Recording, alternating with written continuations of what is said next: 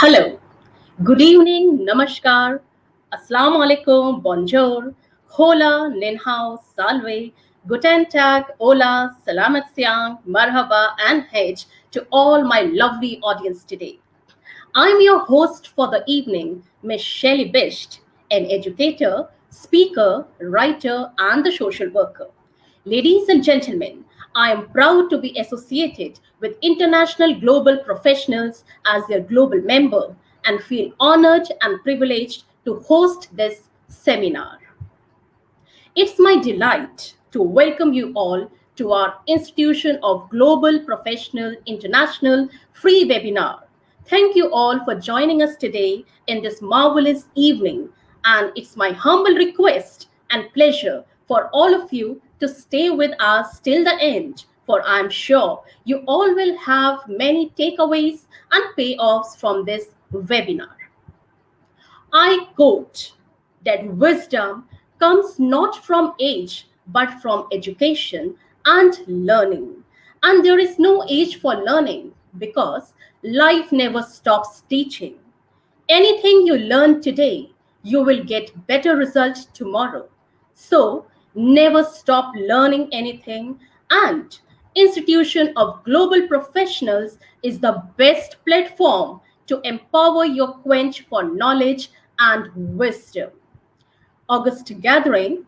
In each webinar, we have some new participants joining us. Therefore, let me give them a little briefing about IGP for their better understanding. Well, Institute of Global Professionals serves student and community resource providing holistic social work and education to create a proficient generation. We believe that it's not effective to increase one's skills just by acquiring formal education. So, we provide effective training and consultation to generate proficient generation all over the world. Institute of Global Professionals is an educational institution which provides social work which is globally recognized. We organize our webinar, training, offline and online courses, etc., by best and trained speakers, coaches from all over the world to create the best learning platform for you all. Our mission is to empower people and enhance skill. I feel elated to announce that we have already completed 95 international webinars successfully. I expect that you all will be enlightened by our luminaries today, and the wisdom which you will gain today will sure help in your personal and professional growth. I hope the deliberations from our three distinguished speakers will help you to hone your soft skills, and I extend my best wishes for great success of the participants and wish that you all will remain with us for a long, fruitful association and journey. I extend my deepest gratitude in welcoming you all in today's session, which is our 96th webinar on building resilience in life and career, which is indeed an interesting topic. And as far as my knowledge is concerned, I feel that there are four strategies for building career resilience. The first one, embrace lifelong learning. Staying up to date on emerging technologies and industry trends is a key component of career resilience. Second is cultivate a robust professional network. Third, actively manage your career. And fourth, look towards the future. Well, dear audience, this is just a drop in the ocean, and I think this topic will be dealt in detail today by our eminent honorable three speakers, dignified Sabine Mathru, gracious Jenny Rice, and sagacious Miss Sharon. So, without any further ado, let's start this magnificent event with IGP's mantra, feed your skills with innovation, inspire, and impact. Hold your breath, ladies and gentlemen, to meet our first speaker. Lovely Sabine Matru from United Kingdom. You all will be delighted to know that Miss Sabine Matru is a leadership coach, management consultant, trainer, speaker, and double best-selling author. I would like to tell you the name of books penned by her, and these are Rise in Pursuit of Empowerment and Joy, Recipes for Abundance.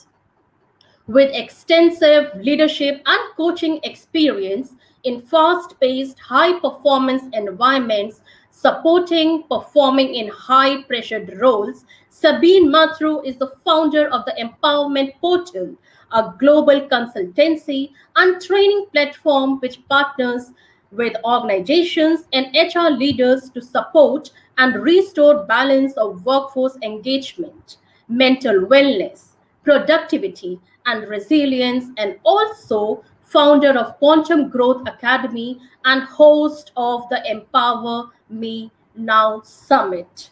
So, lovely audience, let's greet our dignified speaker and give a warm welcome to Sabine Mathru. Hello, ma'am. I extend a hearty welcome to you, and the screen is all yours now. Welcome, ma'am. Thank you. Thank you so much, Shelley. I really appreciate your amazing introduction and huge welcome to everyone who is with us live today. Please give us a hashtag live. If you are watching the replay, give us a hashtag replay. Sure, So ma'am. can I share my screen and we'll get started right away? Yes, ma'am. Awesome. Okay, so we have a PowerPoint presentation ready for you. So we're seeing this okay?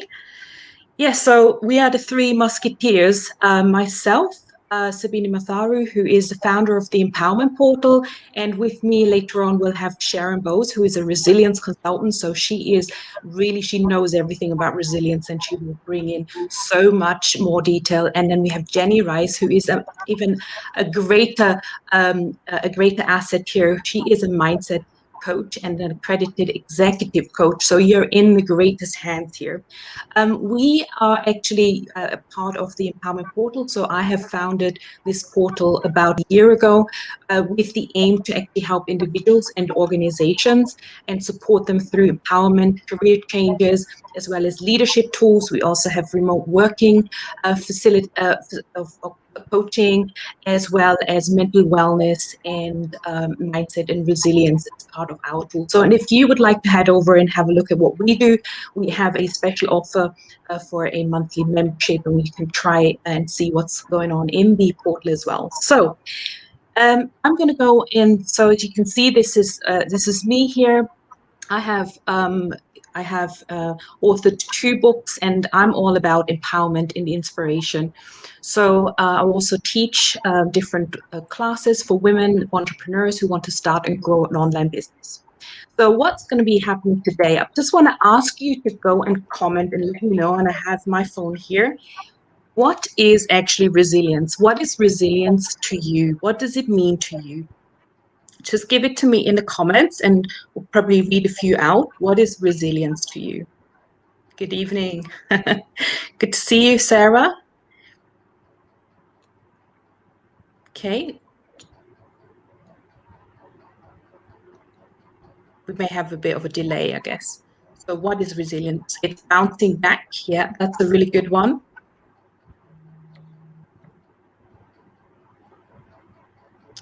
Okay, any other comments? What is resilience? Bouncing back. It's strength. It's rebuilding. Absolutely. Yeah, and I think we're in the right place because we've had quite a uncertain time, and we still are in uncertain times. And I think it's so important that we actually rebuild, that we have resilience, and that we understand how we can actually get through and bounce back from what we've experienced in the last 12 months. So why is resilience important? Why is it important to you? Obviously, I kind of already said it is all about bouncing back. It's about rebuilding our lives. It's about strengthening. It's about thriving instead of, just accepting where we are at the moment and thinking we can't do anything about it. So we have options. We will look at options. We will look at choices. We will look at mindset, and we'll bring it all together for you. Okay. So it's really the ability to adapt to changes and overcome challenges. Very, very topical. And we use resilience every single day, if we like it or not, subconsciously or consciously. We always have some sort of resilience within us in any situation. So we'll be looking at that, at those moments. So why is resilience important? Why is resilience important? It's because we are in a place where speed and complexity and change is happening every single day, where changes like the pandemic is obviously, global changes are happening in nature, where we're impacted every single day. So there are changes happening every single day. And I think today we were going to talk about more personal lives and personal impact when it comes to those changes and how we can build resilience within our personal and business lives. And we also have to adapt to new rules and new situations every single day. So resilience is absolutely key when we are going through life, in business, at work, in our careers. And resilience is really going to help you to adapt to these new changes. So this presentation or this workshop is for you if you are facing change, if you want to build resilience in your life, business, or career, if you want to learn how to adapt to those changes and see the opportunities, you want to build your confidence, clarity, and adopt to a growth mindset.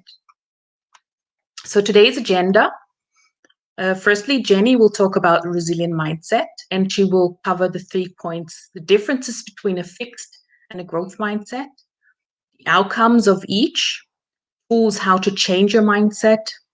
And then Sharon is going to talk about pivot on purpose with resilient flexibility, discovering the power of choice, identifying where wisdom comes from, steering the course on purpose to pivot. And then I will finalize with a couple of case studies, look at different choices, different people who have made different choices, and what kind of outcomes they saw, and why resilience is so important. I will go through a little summary as well and some action steps for you. And that brings me on to Jenny. So I will stop sharing, and so we can hand over, and I will see you later in the presentation.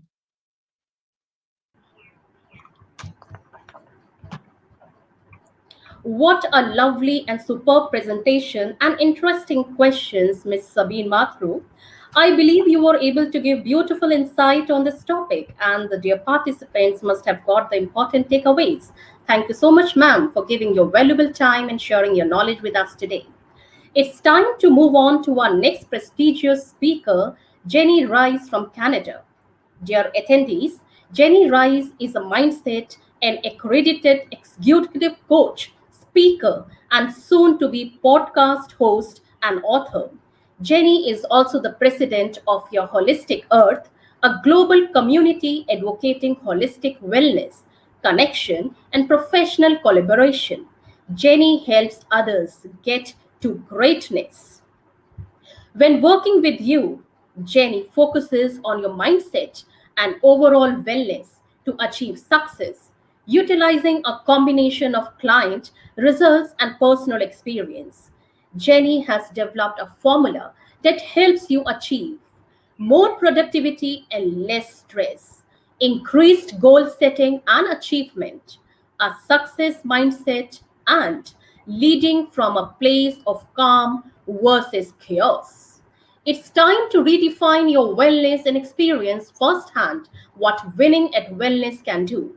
Jenny believes that you should always capitalize on your greatest asset, you. Wow. What an impressive profile, ma'am. Amazing. We are honored to have you with us and want to extend a warm welcome to Jenny Rice, ma'am. Hello, ma'am. Please share Oh, this with us. thank you so much. It's a pleasure to be here. And just bear with me. I'm going to put this into. Great. So thank you all so much for having me. This is such a privilege and a gift to be able to share this time and space with you. That is the one thing that we all have that is our hottest commodity next to our health, is our time. So I have so much gratitude and grace for being able to share my wisdom and knowledge with all of you. So thank you so much for having me. So as we move forward today, we're going to get into the topic about resilience and mindset. I'm going to focus most deeply on mindset with you because not only is it where my passion is, but it's where I've had the most profound impact in my life, is by changing my mindset, had literally pivoted my life into a positive direction. So we're going to get into some of the conversation today. So what I'm going to share with you, as Sabine so beautifully outlined already, is I'm going to get into the details of what mindset really is. And there are two main cornerstones to mindset. There's a fixed mindset and a growth mindset. And I'm going to shed some light on the two of them and where they serve us and maybe not serve us so well. And obviously, we want to talk about something that's really powerful and how to develop a growth mindset. So I want to leave you with some tools and some action plans so that you can start moving into that direction. And I want to also connect how mindset helps you with your resilience, because Sharon's going to dig deep into the resilience piece for you. So I'm really excited to get started. One thing I would want to ask you guys, and if you can throw it in the chat, and I'm going to do my best to see that here on Facebook, if you could describe for me in one word what you think currently, obviously you haven't had the conversation yet, so the expansion's going to happen, but what do you think is a growth mindset? And that you can just use one word would be excellent, and I'm going to take a look in the chat here. So describe in one word in the comments section, what is a growth mindset? And I'm going to pause for a sec. Be positive and be happy. Oh, that's excellent. Thank you so much, Oliver. Fatima, it is self-positive talk that helps build resilience. Excellent. Karen, maturity, determination. Oh, we've got someone watching. I can't even pronounce where that is. This is excellent. Change. Thank you, Andrea. So thank you all so much for that. And by all means, keep insightful. Throwing those in the chat would be excellent. So on the other spectrum, if we want to talk about, without obviously having the conversation yet, what is a fixed mindset? Could you describe that in one word? So we're looking at the yin and the yang here. What would be one word to describe fixed? And I'll just wait because we're still getting some of the growth, which is excellent. Maturity, optimistic. Okay, so perseverance, those are still from that growth mindset. Free from stress, I love it.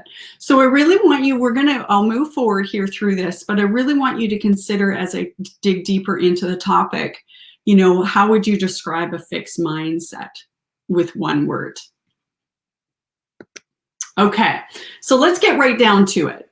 Many of us, we hear the word mindset. It's the latest and greatest craze. Everyone's talking about mindfulness and mindset. But when we get right down to it, mindset really at its core is a person's way of thinking and influences their attitude, disposition, and mood. So what's really important to think about is this is kind of the driver of your bus. So when we think about mindset, it is really the catalyst behind all your decision making. It is the catalyst behind all the actions that you take. Your mindset is seriously the driver of your bus. So when we think about that, is what's really important is getting clear on that. So I'm going to just pop back really quick to that last question. Fixed mindset is firm. It's not willing to change. So you guys are on the right track. Fear for change. We're definitely going to dig into this a little bit more. So, and I want to share with you what led me to my passion and mindset. I myself was sabotaging myself, and I had no idea that I was doing it. I was in a beautiful position in a corporation. I was extremely successful, and I, on the outside, looked like things were going really, really well. You know, I had all the perfect things. I had the beautiful family, which I still have. I had a beautiful home, which I still have. I had, you know, a cottage on the ocean, all of the things that would make it look like everything was great. Great position, you know, the nice car, all those kind of things. From the outside, it looked really great. But what people didn't see was I wasn't sleeping at night. I would wake up in cold sweats from panic attacks, and I would find myself constantly berating myself with my internal dialogue. And the reason I share this with you is I thought I was alone.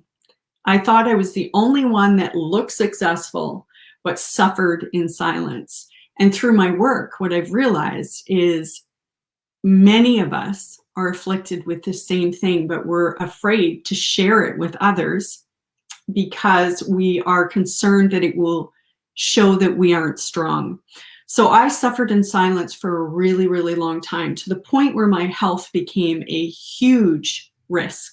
So when I was in my early 40s, I found myself connected to a heart monitor. And in that time frame, I was extremely healthy, but my heart was acting up. And I remember my doctor saying to me, there's something wrong with your heart, and we're not sure what it is. So when you're young, I've got 2 daughters, and I'm standing there looking in the mirror going, what do you mean I might be having heart issues? So that was part of my wake-up call. The biggest part of my wake-up call was standing in front of the mirror, covered with these suction cups, and having to explain to my 2 daughters that I was choosing to impact my health through my mindset. And what was terrifying about that for me was I realized that not only was I at risk of literally potentially losing my life through a heart attack, I was showing my daughters, and I was a mirror for them of what I thought success should look like, or what I thought hard work should look like. And I'm not devaluing the importance of digging in and doing the things, but what I was doing is I was literally killing myself through my work. So that moment of having to look my daughters in the eyes and explain what was happening was a huge realization that I was choosing to live this way. And in that very moment, I literally stood with my feet planted on the ground. I was like, I have to change my mindset. I have to change my mindset. And that is what led me to this topic. And I'm so excited to share with you how I took that journey. So the one thing that I had to figure out really quick, and I'm going to encourage you guys to do the same thing, is figure out where your mindset developed from. And I'm going to share this with you right now. Whether you have a fixed mindset or a growth mindset, neither one are terrible, okay? You can change your mindset. So that is a gift that is wonderful, is we get the choice to choose. And 2, it's okay to be where you are. The biggest thing I had to realize is, where did my story about mindset come from? And having to dig back, I realized it's different sources, different influences, but for many of us, there's some key ones that I've put up here for you. Many of us will find it's our upbringing, our past experience, potentially our learning environment. So, you know, it could be experience from in school, in institutions and things like that. Again, your beliefs. So we all have different belief systems. We are all raised, this is a multicultural platform that we're on, which is amazing. And we all have different foundational belief systems. And again, we'll all have different social norms and different culture. So what's really important to know is that your journey is unique to you, just like all these experiences are unique to you. So for myself, my upbringing was a big part of my belief system that I had to work really, really hard. I come from a long line of successful entrepreneurs, and they worked hard, extremely hard.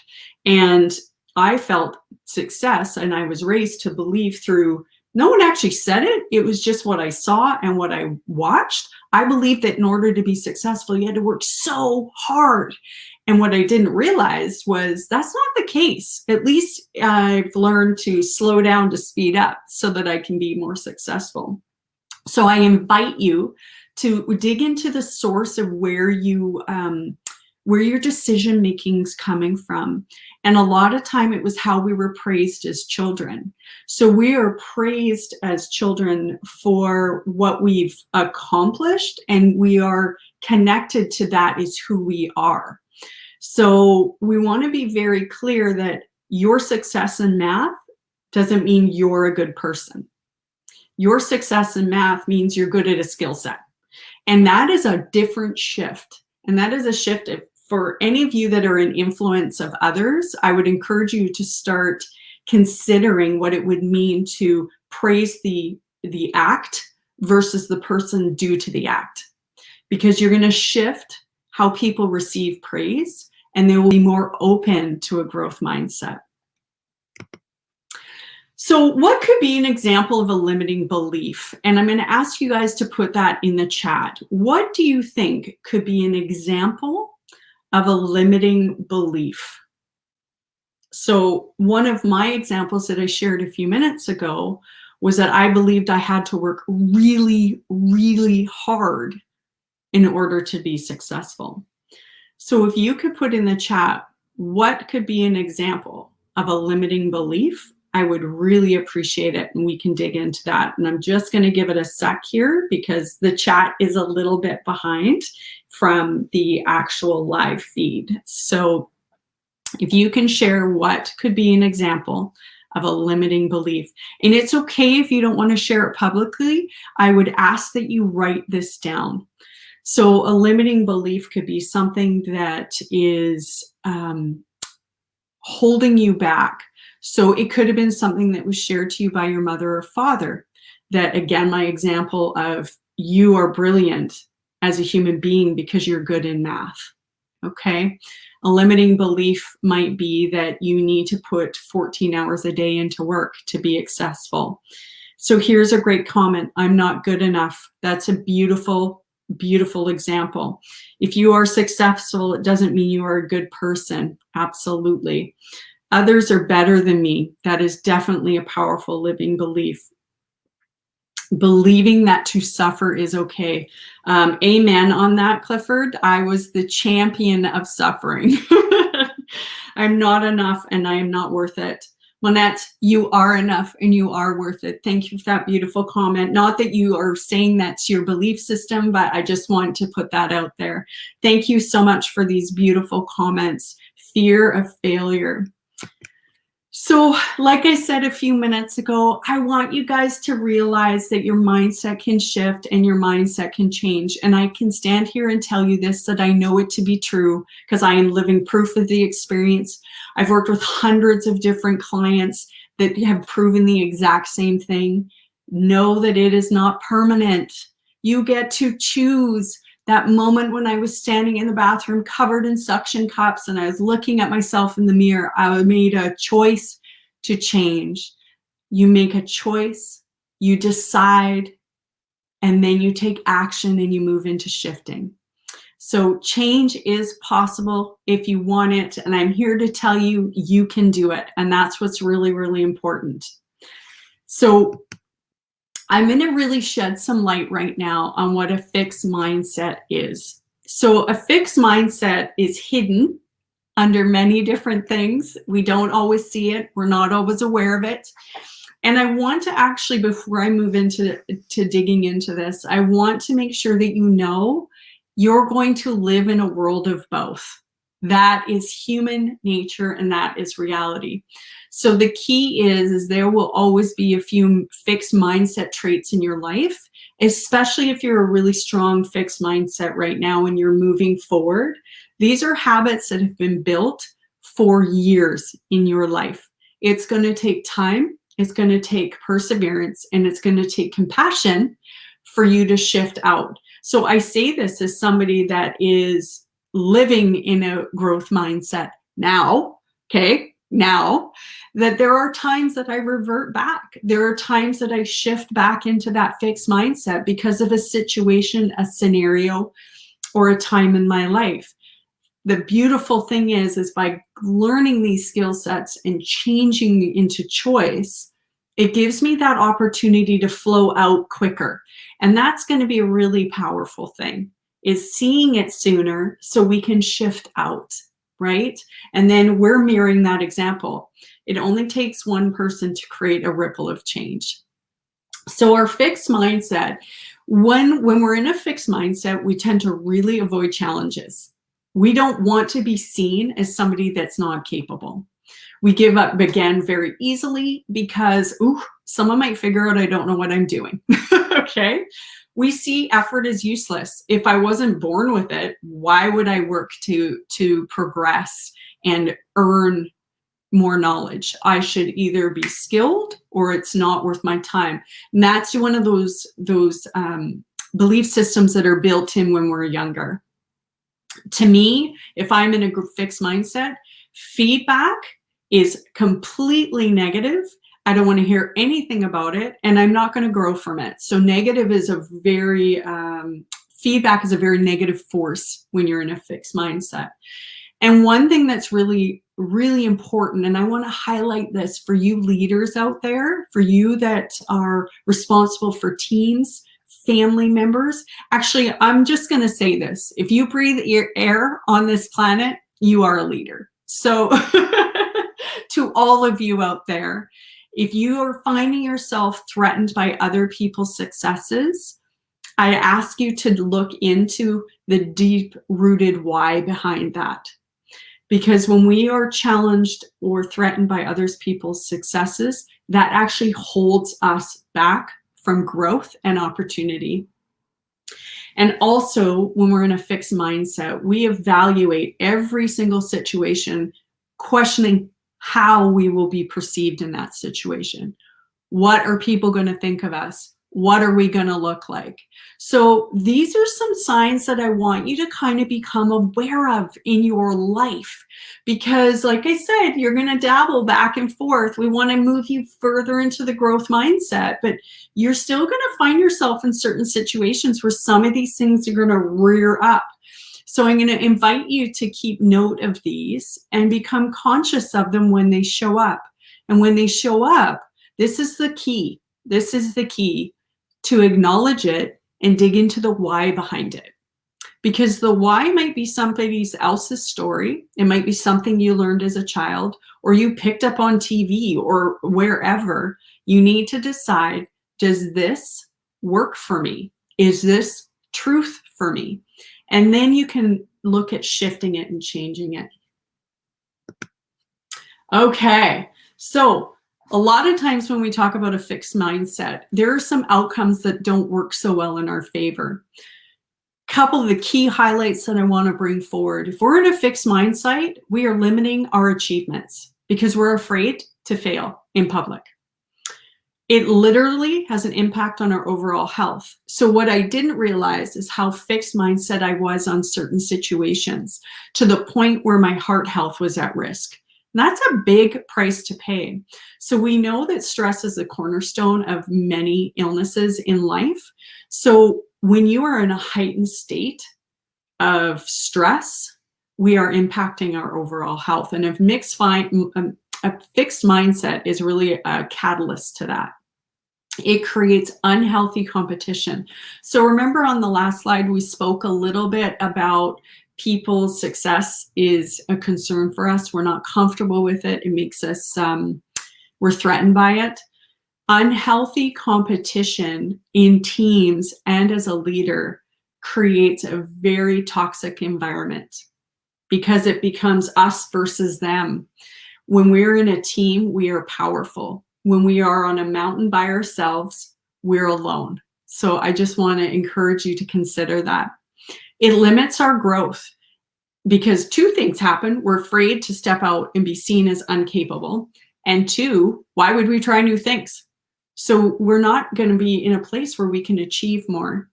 And honestly, it impacts our coping mechanisms because we tend to shut down. We're not evolving and learning how to adapt, how to tap into our resilience, which Sharon's going to talk about in a little bit. So these are some things that I really want you to think about. Now, let's go to the flip side. Again, we can't have happy without sad. These are things that happen in life. The reason we understand growth mindset is a really valuable asset is because we can also see how a fixed mindset might be holding us back. So how do I determine if I'm in a growth mindset? And these are things that I do when I'm come up against a situation where I'm like, ugh, right? I ask myself these questions. Am I looking for more perseverance in my life? So when I'm in a growth mindset, I have more perseverance. That too is a key portion of resilience. So that's the next point, resilience. Am I tapping in? And I'm being more resilient in my life? Am I digging into those experiences and pushing forward? Am I hungry for learning? So what's powerful, if you see yourself just consuming knowledge like you all are here doing today, congratulations for showing up and doing the things that help propel you forward. When you're hungry for knowledge, that knowledge fuels you and develops that growth mindset. You learn from and you welcome negative feedback. Like I said, when Shelley introduced me, I am the president of Your Holistic Earth, which is a beautiful organization. And guess what? I make mistakes as a president. I'm all about let's try it. And if it doesn't work, we'll figure out a way to either do it better or we'll evolve the process. So I look at failures and I encourage you in a growth mindset, look at failures as an opportunity to grow, lead, and learn. These are the areas where you get to excel, and failure gets to be the pedestal that you stand on. You know, when we think about Walt Disney, he was fired from one of his jobs because he was deemed not creative enough. And when we look at his legacy today, it's kind of profoundly interesting that a man like that was just discerned as not creative. So he stayed forward and kept moving forward. So we find also, which this is a place that I stand in my most powerful, and I feel so blessed, especially today, being in this group with this amazing women sharing this content with you, is I find lessons and inspiration in others' successes. So if we can shift from that area of feeling threatened by others people's success and feeling empowered by others' success, we're going to move forward quicker. So it's really an exciting thing to think about. So what are the outcomes of a growth mindset? Oh, honestly, if I could say it in one word, it would be magic. For me, it was life-changing. Those words aren't on this slide deck, but it was life-changing. It was empowering, all of those things. But some of the key takeaways that you'll experience as you move into that growth mindset is you'll learn more from failure than you do from your own success. It's all about the journey, and the power of the journey is how you transition. So I encourage you to think about this. After today's program, you are actually going to be different than you were yesterday because of the information you have received. And it's going to be up to you to choose how you use it and what you do with it. And what that will do is change you as a human being to a different person. So every single day you're learning and moving forward. Failure is the driver of creativity and expansion. And when I say this portion, people are like, I don't even understand how that's possible. When we fail in a positive way, because yes, you can make failure positive, because I'm going to invite you to become an investigator in your own life. It's like, okay, that didn't work. Now, how do I make it work? What's the third option? Where's the gray area? How do I change my perspective? And it's so interesting. This failure is the drive of creativity and expansion was probably one of the most pivoting moments for me, because I used to be terrified to fail because I didn't want to look like I wasn't smart enough or good enough. When I shifted it like, okay, let's fall on my face and see what happens and develop a way to change it, life became exciting again. I was out of fear. It's amazing when you can walk your talk without fear. This takes time. I want to put that in there because, you know, if you're carrying a lot of fear in your life right now, I see you. You're fine. You're not alone. Don't worry. You can do this. It pushes you to a whole different level. And just got to start small. So you embrace change with curiosity and excitement. I don't know if you can tell, I'm exceptionally passionate about mindset, because what it does is it unleashes you. It sets you free to be the best version of yourself. So you can embrace change. And trust me, everybody out there right now on this planet is experiencing massive amounts of change. So if you can shift how you experience change, it's really going to set you up for a different experience in life, which is exciting. And this is my new favorite thing. Like I shared, I love getting problems because problems are a way for me to get creative. Did you know that our life is all about solving problems? Every single day, you probably solve a mountain of problems. You had to determine, what socks should I put on this morning? Depending where you are. For me, it's the morning. You might be figuring out, oh, what do I got to make for dinner? That's a problem you need to solve. You are solving all levels of problems all day long. So if you get excited about solving them, it changes the energy and gives you more creative energy to move forward. And if you do this for nothing else and experiencing more joy and less stress and anxiety, that's all that matters.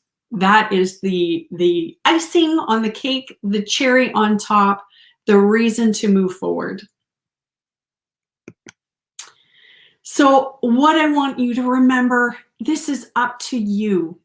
If I have inspired you in any way from my own story, this is really up to you, and you've got to carve it out how it works for you. So whether it's big steps or once in a little step at a time, but I'm going to encourage you and I'm going to ask you to write these 3 things down just so that you have them when we're not together, so that you can use these as you move forward through this process. Evaluate your current state, okay? Evaluate your current state. Is your current state lifting you up or holding you down? And so when you're feeling held down, you know what that feels like in your body. You feel pressure, you feel overwhelmed, you feel unworthy. You might have a ticker tape of negative conversation moving around in your head. So look at that. On the upside, if you're noticing more positive conversation and you're noticing that, see what's triggering that, become aware, okay? Are you suffering in silence? So like my story and I shared, and many of my clients before me, we all suffered in silence. Share your truth. I'm going to ask you to step out and tell somebody your truth. This is why having a coach, truthfully, is the most amazing gift on the planet, because their job is to listen to your truth with no biased opinion. It's a really incredible place to get these ideas out and feel safe. And I want you to consider, is fear driving your decision making? Were you given an opportunity that you said no to because of fear and you've regretted doing that? Is fear driving your decision making? So I want you to pause. I want you to think, and I want you to say to myself, why am I saying no to this opportunity? And get really, really clear. Because if you're saying no because it doesn't align with who you are and your vision and mission, that's all good. But if you're saying no because you're afraid of failure, I'm going to ask you to go back to that growth mindset and go back to that fixed mindset and think about, why am I really saying no? So remember I said I'm going to get you to be an investigator? We're going to need to start developing your growth mindset. So for me, the biggest smack in the face was standing in front of my daughters and realizing, like, oh, no, I can't be doing this. I can't be the legacy that this is what I leave to my children. This is not going to be how I'm going to stand in my strength in front of my kids. So you're going to have a moment in time that's going to be like, this is it. I am changing my pathway. I'm going to ask you, and I'm hoping that after my conversation with you, it's today. I'm going to ask you to get curious and discover your why. Why do you want to create this change? And get really deep on this why. So for example, I had a client that was trying to lose a bunch of weight, and his purpose was he wanted to look good. That is never going to keep anybody motivated to lose weight. So we dug into his why. And when he got to the ground root zero, it was so that he could live a long, healthy, active life. So when he had grandchildren, he could chase after them in the park. So every time he tried to deviate off his eating plan and his exercise plan, he had that vision of not being able to walk or chase after his grandchildren. That is a lot more emotionally charged why than he wanted to look good. And not that there's anything wrong with that. We all want to look good. But the key is if you get into that emotional connection, that will really encourage the why. So you got to tell your voice and tell your head to be nice. Okay? Remove the fixed mindset inner voice. You need to tell yourself to be kind to yourself, that you are capable, that you can do it. And I call it a duck. I have a little duck on my shoulder. And when he's talking too loud and being rude, I tell him to shut the duck up. And it's, people name their inner dialogue. People do different things. But start becoming conscious of the verbs and the actions and the voice that's going on in your mind, because it can be real toxic in there. If you wouldn't say it to your mother, your children, your spouse, your loved one, you shouldn't be saying it to yourself. Okay? I'm going to invite you to reward the process. We never celebrate the wins, people. That's why we don't keep winning. Celebrate the process, reward the process. So acknowledge when you've made a courageous decision. Receive feedback. If you do nothing else, I'm going to ask you to invite feedback. And start small. If feedback makes you very uncomfortable and nervous, start it with people you trust and say, I'm going to ask you a question and put the parameters on how you want the feedback. Can you give me 3 words on how I could improve? Is there an area you see where I have strength? Can you tell me different ways? So you can set the process, but start receiving feedback. And it will grow into something where you get curious about it versus feeling threatened by it. Oh, you guys, get out of your comfort zone. If you could just transport yourself outside your comfort zone, that's where life lives. That's where life lives. Get excited about being outside your comfort zone. It's okay. We all have a little box where we feel safe in, but you got to get out of the box every once in a while and accept failure as a part of your process to moving forward to growth. You cannot grow without failure. That's just not how it works. It just doesn't work. I mean, we were built to fail. We weren't born knowing how to walk. And guess what? The majority of us on the planet are walking. So trust that failure is a place of celebration and excitement. All right. So I want you to get creative. I want you to write your story. I want you to design. Remember, your journey is totally yours. How I move forward is going to be very different than how you move forward.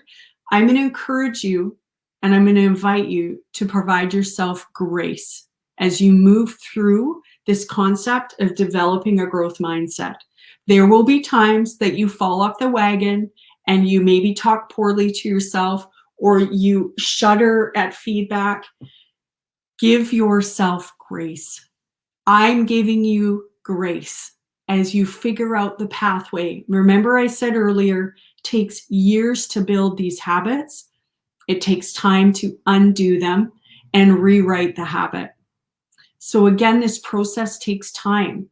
We get caught up. We are an instant gratification society, and I'm no better. When I couldn't get the information off the chat, I was getting all stressed out. I want to see what you people are saying.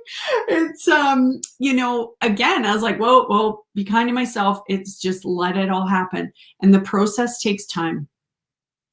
And I want you to hear this, and I want you to hear it deeply. Your thoughts become things. Whether you choose to be positive and move forward starts here.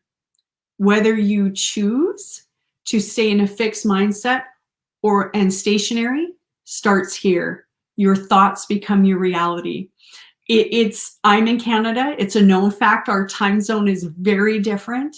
And I had to get up extremely early this morning to be with you lovely people. Thank you so much for having me. And I realized when I went to bed really early last night to be up and ready for you guys that I had a choice to complain about it or be excited about it. I was like, I'm going to get to be able to watch the sun rise up through my window as I'm speaking to you. Literally the sun rose in front of me this morning. So my thoughts become my things. Had I had a different mindset around getting up, I would not be in the same energy space that I am right now. So I encourage you, thoughts become things. So I'm going to leave you with this. And I want you to, in reference to this process, is take action. I invite you to do one thing. And notice that's really bold on this slide. One thing. If we try to change all things at one time, we kind of set ourselves up to fail, okay? We want to consider that one action done multiple times becomes a habit. If we try to do too many actions at one time, it becomes like discombobulated and a mess. So choose to get excited about your failure because failure is learning. Commit to one small action and repeat, repeat, repeat. And remember, at all times, you get to change your mind. You are the driver of your decision making. So I want to connect this really deep into that mindset, which Sharon's going to pop into here in just a minute for you guys. Mindset and resilience. Mindset is the cornerstone of resilience because it's where we bounce back. It's where we choose to shift our direction and where we learn from our mistakes. Now, mistakes, again, I love this. Mistake is only a mistake if we don't learn from it. If we learn from a mistake, it's a discovery. So again, that's that resilience piece. We're using these tools to tap into our resilience. We're learning these tools so that we can use our life experience to catapult us forward. It's a powerful, powerful thing.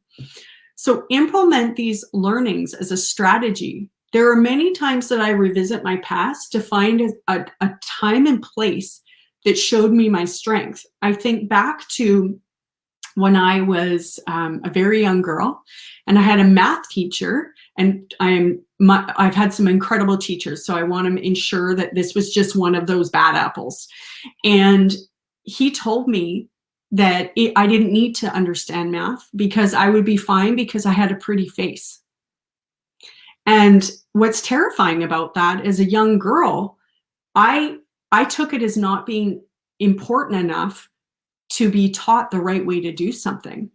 So what that taught me was I had to do two things. I had to show myself that I could learn, or I could listen to this guy. And what I'm thankful for is after time, I used that moment to show that I had fire in me, that I could learn and I was capable of learning. So I really encourage you guys to find those nuggets in your history that serve you and use those as fuel to move forward. This has been an incredible conversation, well, conversation-ish. I appreciate you letting me share. I invite you to develop your mindset, because remember, this really starts with you. Tap into those powers that you have and use them as your greatest strength. So as we finish out our share with myself and my time today, what I would love, is there one thing that inspired you from this conversation, this share, or a big aha moment? If you could put that in the chat, I would greatly appreciate it. I would love to hear if this resonated with you, because mindset, oh, it's such a beautiful thing, and it's a terrible thing to waste. There is no such thing as failure, only results. Accept failure and learn from your shortcomings, then be positive and face life challenges with a good mindset.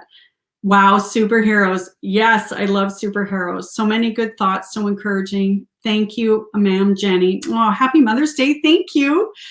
Don't be afraid to fail. Beautiful ideas. Success starts with mistakes. Thank you for sharing. So thank you all so much for this time. I absolutely appreciate being able to share my passion with all of you. This is where I get to shine, and I just feel so blessed, and thank you so much from the bottom of my heart.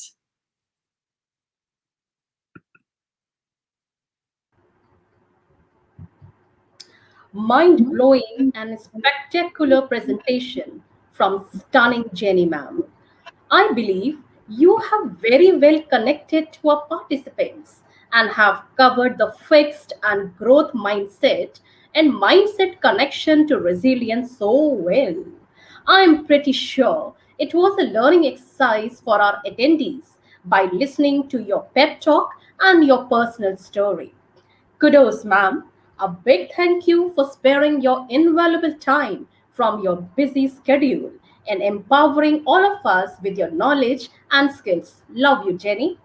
Thank you. It was an honor.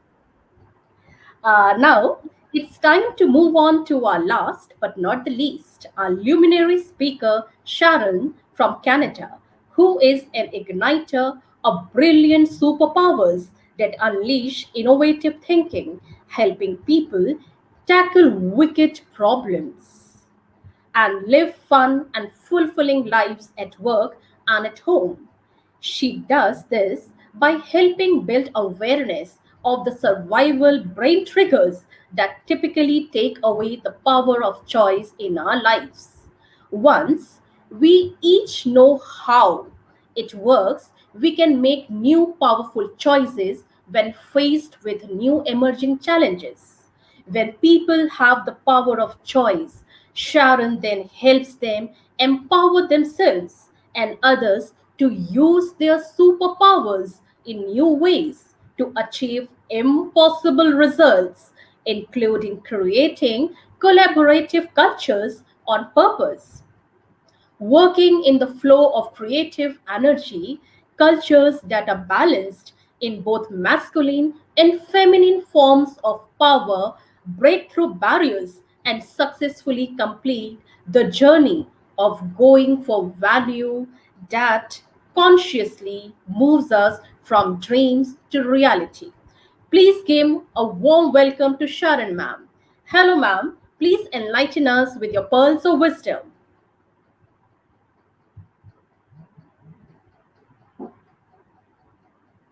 Ma'am, please unmute yourself.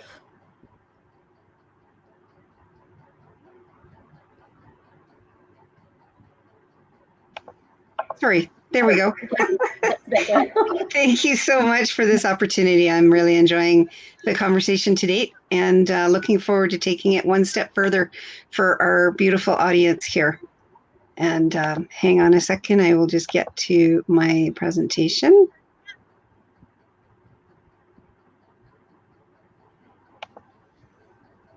And away we go. So, really interesting career journey and life journey that I've had. First of all, I learned from my great-grandmother about resilience. for the first time. And great grandma was born in 1899. She lived through 2 world wars, a depression, the Spanish flu, all of those other new environments. They emigrated to Canada when she was 3 years old. So in the early 1900s, came out to Western Canada, and the family was squatting in a line shack until great grandpa found a work on the railroad. And then as she developed, she married, she had, she got pregnant 14 times. She ended up having 10 children survive and live beautiful lives. But through that, there were fires, there were deaths, there were all kinds of other circumstances happening in her life. And we learned from her, at least I learned from her, the power of being resilient, the power of being able to pivot, to be able to turn in new directions, in new ways. That certainly that what Jenny talked about, the growth mindset, was a really key element of that. She was constantly learning, even at 100 years of age. She had never been taught how to read and write, and she wanted to learn. She was always eager to get that more information. And then as I went through my career and, listening and developing with her and in my life, I was able to understand a little bit more about resilience and how we go through it. So how often, if you could just put this in your chat, just one of the numbers here, how often do you experience change in your life? Is it every day? Is it weekly? Is it one time a month? One time a year? Or you just never experience change? It's a really challenging place to live in. And I know personally that I have been living through change my entire life, and definitely experience it on a regular basis and probably most of the time daily. There's always something going on. So weekly, one time a month, weekly, getting some daily. Yep. And it's life, right? It's all about life. And, no matter who you are, where you live, what you're doing in your life, there's something that's going to be changing. Even if you're changing the diaper on a baby, it's change, right? There's always something. There are small changes, there are big changes, there are massive changes. And I had experience in my career to actually work on massive changes. And one of the learnings that I had was resilience is key to consciously lead change, to be conscious about leading innovative change. And innovative change is really, really key here, because it's not just about leading change in the same way you've always led change over and over and over again. It's not a formula that you just repeat. It's something that you consciously think about and consider in new ways as you go through your life and your career. I actually got laid off 8 different times in my career. The first layoff, it just kind of hit me to the ground completely, dead for a period of time. I was like inside, reeling, because I had put myself in the role that I was in. That was me, the role that I was in. And then all of a sudden the role was gone. And then now who am I? Who is this person? Who is this Sharon in the world? And I didn't understand at that time that I had the power of choice. After about the 3rd layoff, that's when I started to actually use failure as an empowering tool to generate new results in my life and finding these new levers of choices. I had beliefs that there was no choice, that I had to look for work in the same way I've always looked for work before. And it was only after the 6th or 7th layoff that I decided that I really need to be my own boss and I need to lead my own life and my own career in my own way, which helped me understand those levers of choice. and you always look at the long-term value. When you have your eye on a very short horizon, your resilience is very small and it can't be built up. If you look at the long-term horizon, as Jenny was saying, about that gentleman talking about chasing his children in the park when he was older. Look at the long run, look at the long-term value you're seeking, and then make your short-term successes along the way, your short-term decisions along the way, and then strategically pivot on purpose to steer towards that dream, that long-term value, and where you're trying to go. And now what's critical about this is, now how do you do that, not just for yourself, but the team of people that you're leading and growing and developing. So figuring out how to pivot and the features of a pivot. So pivots always have some kind of direction that you're going in or coming from. So they're an intersection. It's like the sign, to go this way or to go that way or to go that way. Oftentimes there are 300 different choices in ways to pivot. You could do it this way, you do it that way, you could do it at this time. There's a certain pace or beat associated with pivots. There's different outcomes or targets. There's different pathways to get there. The how you get there may not be the how that you think is the best way. It may be the way somebody else on the team decides the how is going to work for them. And that's okay. It's okay. That's really cool. Let's look at it from that point of view, because we all have different points of view and we all have different ideas on it. We have energy around pivots. There's an urgency at times around a pivot. When COVID first hit, there was an urgency to shut down immediately, globally, and that's quite a powerful pivot. I mean, we were all thrown into it together. So now what do we do from it? And what are our choices? And choice is really, really key. So what does a pivot really need? Love to get some input from you guys in the chat. What do we need when we are in the state of pivoting? What are some of the tools and the skills that are necessary to actually help make that pivot a reality? So I'll just see some of the suggestions in here. They're fascinating. And not only pivoting for yourself, think about pivoting as a member of a team, as a group or group of individuals that are working on a project together or a business together, developing and growing businesses. And imagine all of the different pivots that have been necessary through the pandemic for businesses. How are they operating? How are they moving to the time? So grit and resilience, yes, and adaptability, trust in yourself, really good.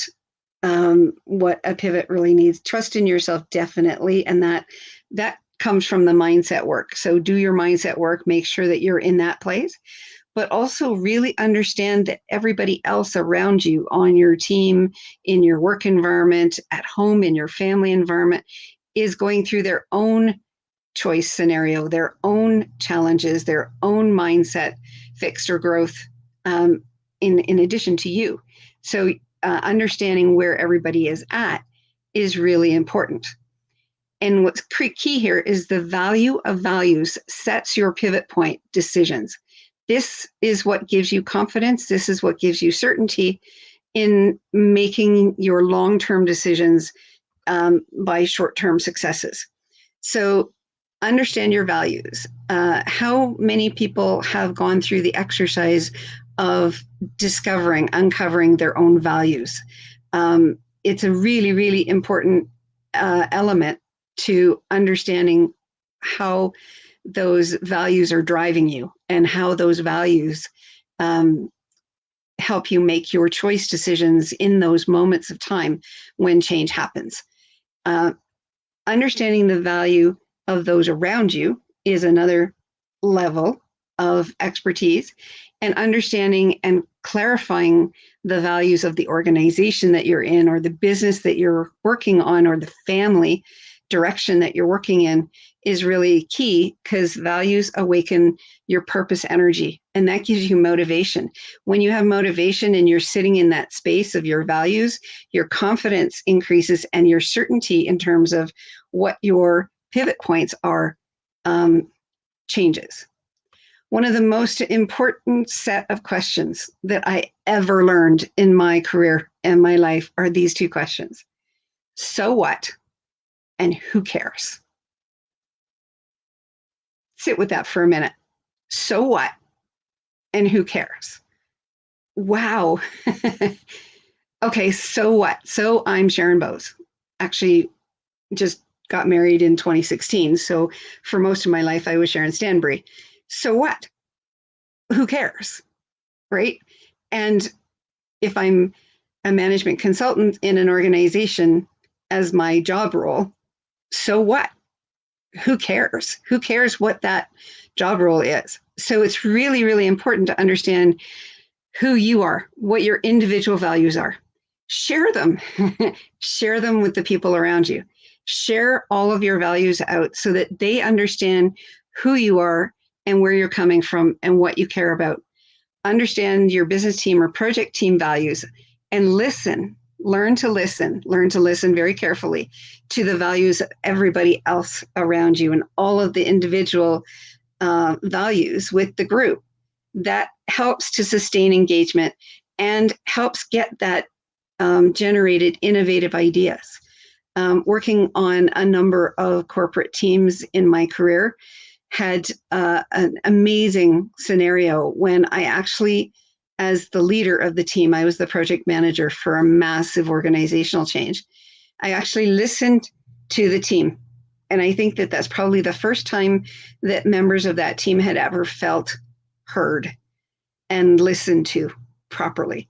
And so it was really interesting because I'd always had an open door policy. And then one day I'm sitting there and this gentleman walks into my office and says, I have an idea and I'd like to share it with you. And I said, great, tell me what your idea is. Let's talk about it. And we talked about it. Great idea, fabulous. And then he said, and now I want to thank you. I want to thank you for letting me have that idea expressed. Thank you for letting me be a part of the solution and help to create something new. This is the very first time that's ever happened in my career. And he was in his probably late 30s. So he had a lot of career up to that point in time. It was really, really important to understand your business team, project team values, and then understand how that's reflected within the organizational values, which are, by the way, very challenging to get agreement on. Having worked with a senior executive team, actually several of them, to have them unilaterally design what the organizational values are on a strategic planning exercise is incredibly challenging to get to the agreement of the so what and who cares of those values. And it's even harder to embed it in real action day to day, day in, day out when challenges hit.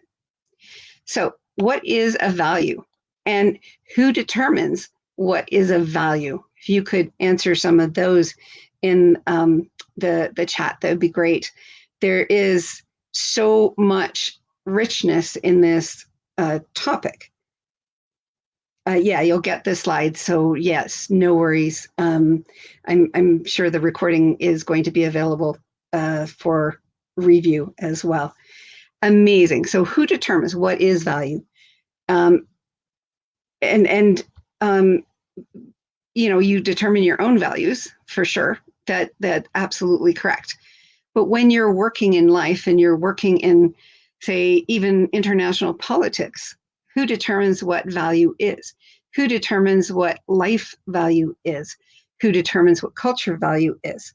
It's really, really interesting that we know, because once we know our values and our purpose, our pivot points are where we can generate different results.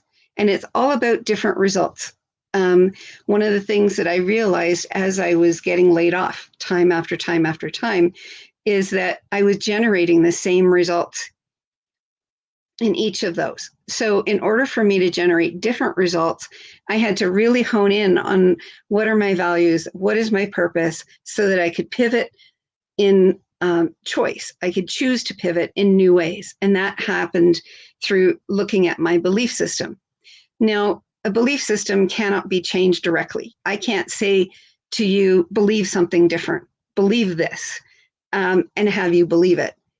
Beliefs come from insights. Beliefs come from insights in our own mindset, in our own past history and learning and so on. Insights also come from the groups that we work with, the teams of people that we're in, and the family environment, our community that we're in. That sets our values, that sets our belief system, which generates our behaviors and new results. So understanding your values, honing in on your purpose, helps you get to new results. Another question, where do you go to get answers so you can make a choice? What is your source of wisdom that you go to? Do you go to the past history and look at the past and see where it is, where this situation occurred last, and figure out then from that how you then want to respond now? Where do you go to get answers? Do you go to a community? Are you connected to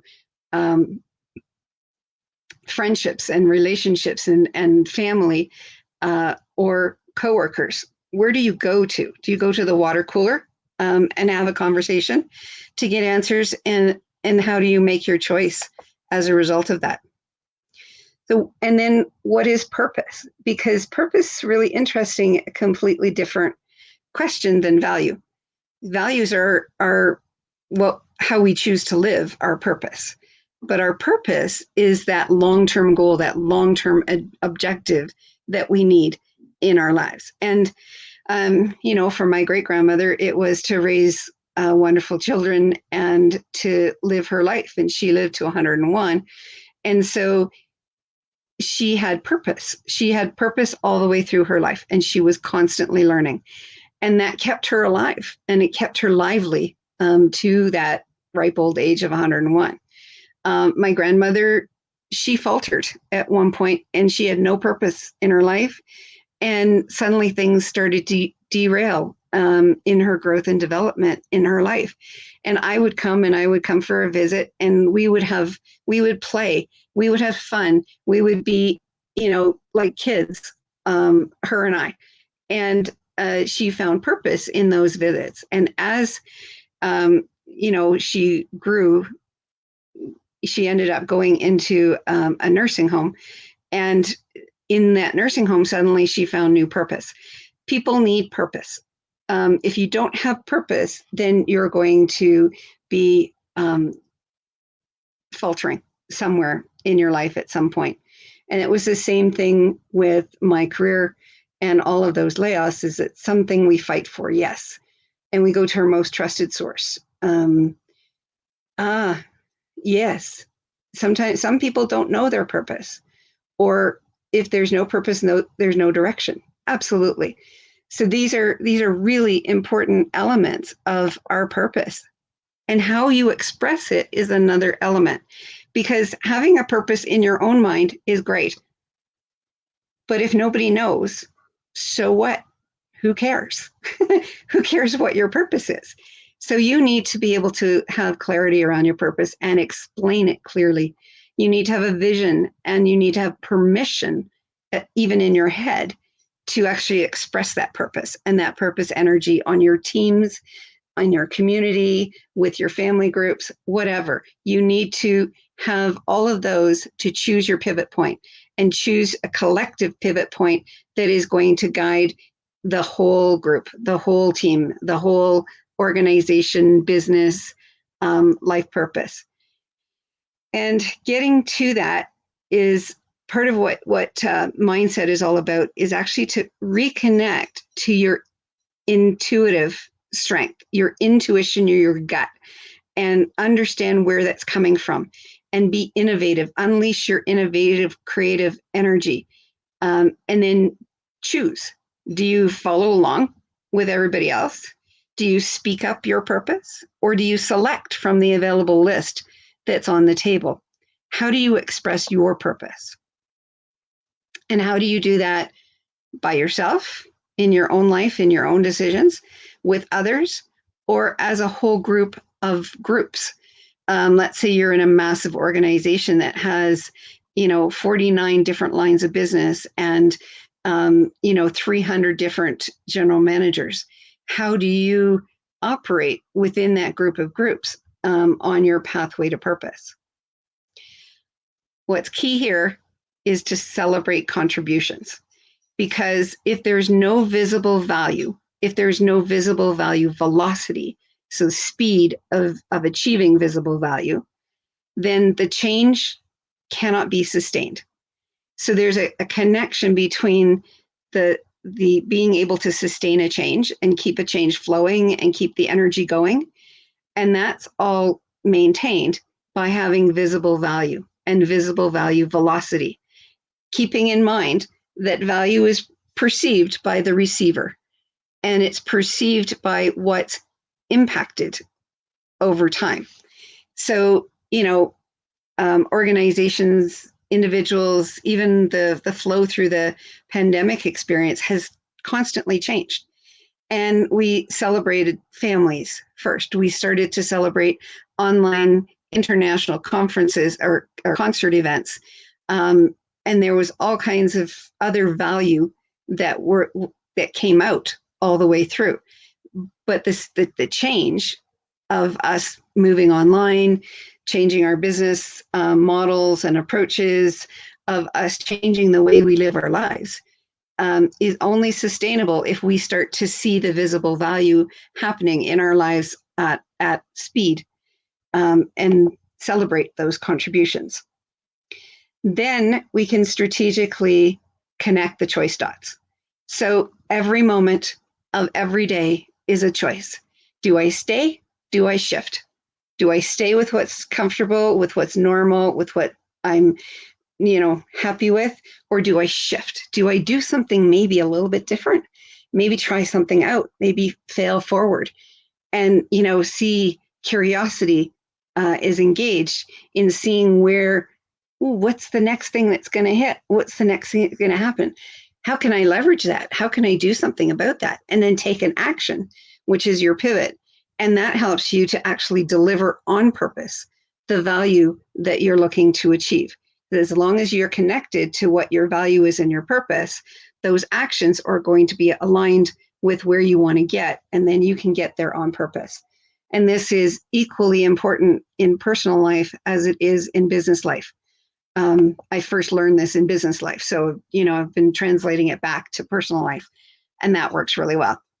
So when you have times of change, when you are fears, stress, loss going on around you, and it's not just you going through it, it's other people going through it as well. And certainly in this pandemic, we have known all of this. We have seen stress, we have seen fear, we have seen loss. Some of us have experienced it. When your values have awakened on your purpose and you start to see speedy, visible benefits, the desire for change will increase. And this then increases your resilience and your ability to adapt to any change along the way that happens in your life. So I'd like to ask you again, what's the one thing you have learned in this second session? A lot of things. I learned a lot. Awesome. Is there one thing that you've learned, one takeaway that you have?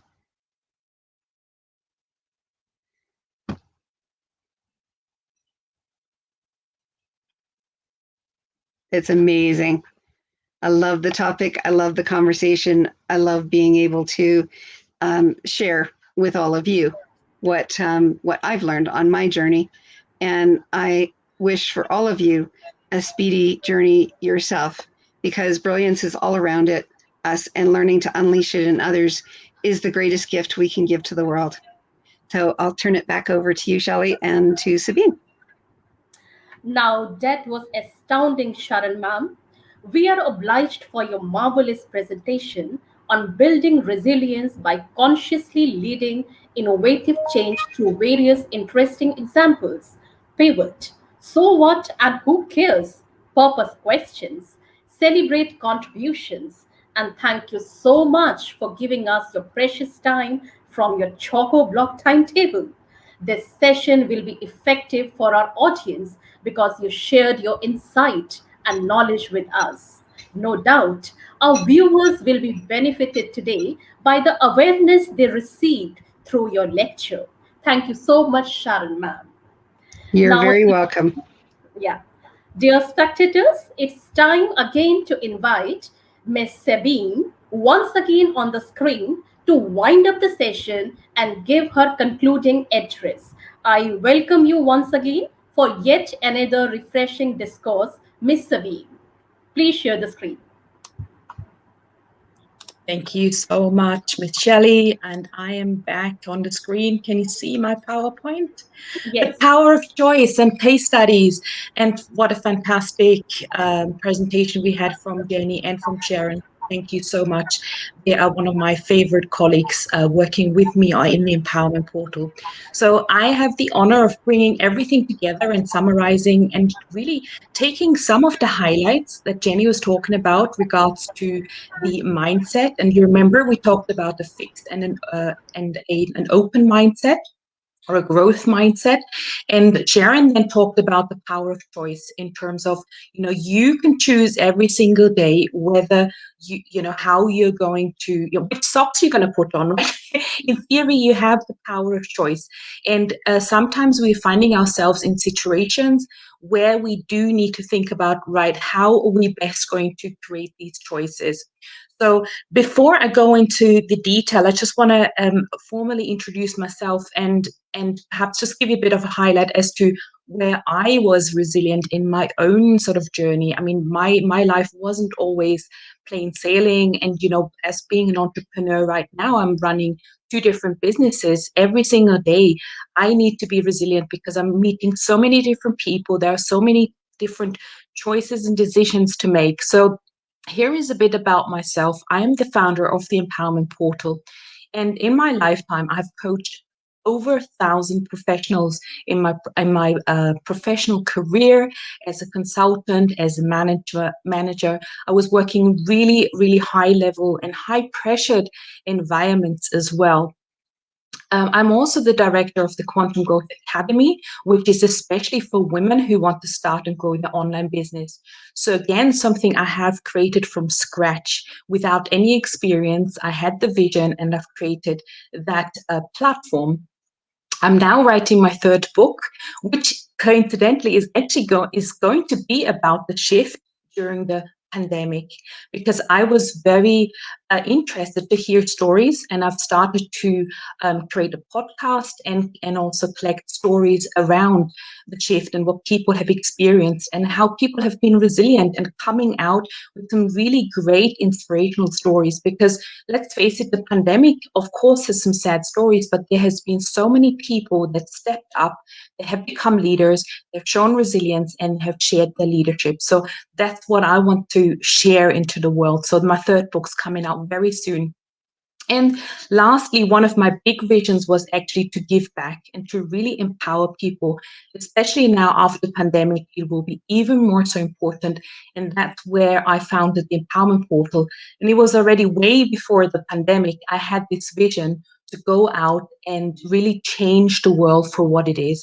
And the Empowerment Portal is probably very well placed right now because we are talking with individuals, and we have also corporate memberships available where we talk about employee engagement, well-being, mental health, leadership, diversity, inclusion, culture, remote working, and also career development. So these are all very topical things. And again, as you can see, every single day, we need to be resilient when we are creating communities, when we are making decisions, when we are moving forward in our lives and our careers, in our businesses.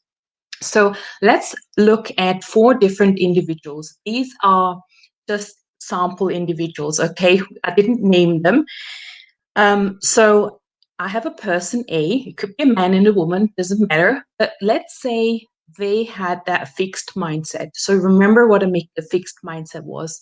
It's pretty much like you assume that you have no choice. So you assume there's a crisis, there's a problem, there's taxes to be paid, there is so much competition, I'm not finding a job, I don't have an idea, there's so many challenges and hurdles to overcome.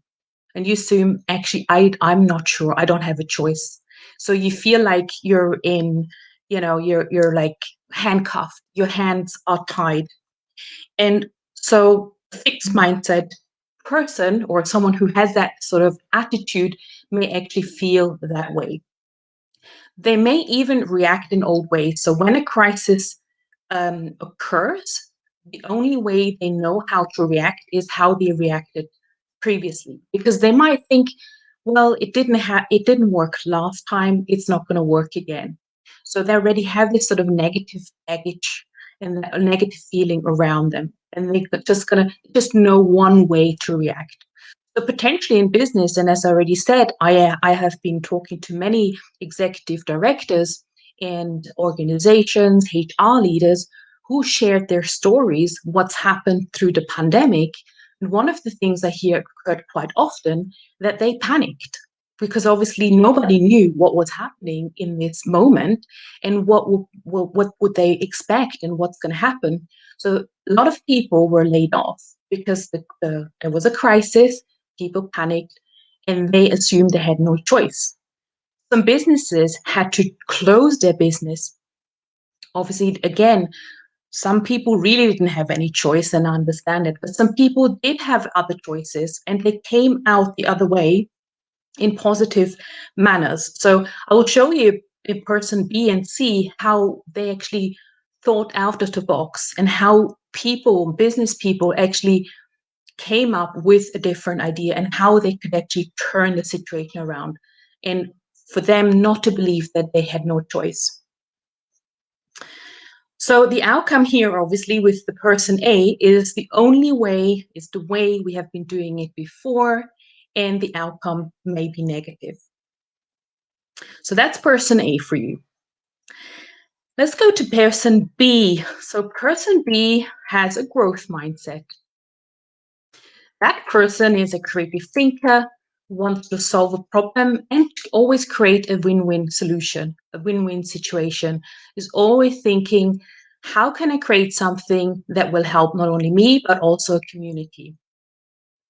Like, for example, they talk to their staff. That's a real story here from hospitality. So there is a hotel and the hotel managers actually talked to their staff when they had to close their hotels and their restaurants, and they had some really great open communication. They have temporarily reduced the staffing, but they still had the staff on their payroll, but obviously they reduced their pay, and obviously the government in our country supported the pay as well, but not as well as, like, for example, if you're a waiter or a waitress, you're actually really relying on some tips and sort of, some additional sort of tips that people give you, like some hotel guests, for example, right? All of that money was actually lost. So what the hotel management did, they actually reduced their own salaries, and they gave some of that money to those waiters and waitresses that had lost part of their salary. So that actually really shows fantastic leadership skills. To me, they were heroes. When I heard that story, it's absolutely amazing because they were creative thinkers.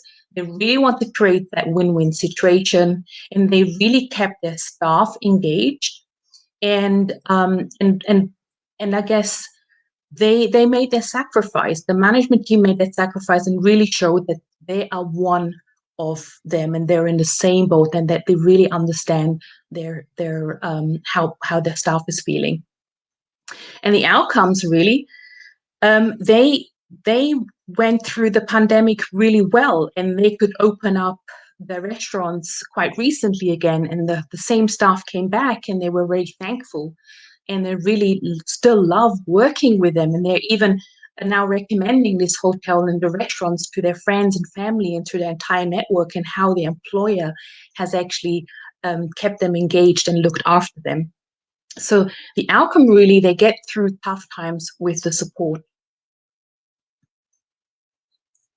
Okay. Oh, this is my first webinar and I'm inspired and motivated. I'm so glad to hear that. So let's go to the next person. So person C, it's also a person who has a growth mindset, and we could talk about entrepreneurs.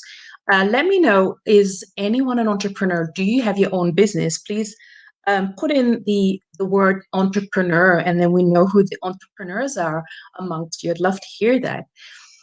So entrepreneurs obviously were hit with, oh my gosh, there is something that's happening globally, and they're thinking perhaps, where are the new problems? So those entrepreneurs that have a growth mindset are thinking, yes, where are the new problems? Bring them on. I am here to solve the problems. That's what we heard already before from both Jenny and Sharon, that we are actually problem solvers every single day. We need resilience in order to solve those problems, right?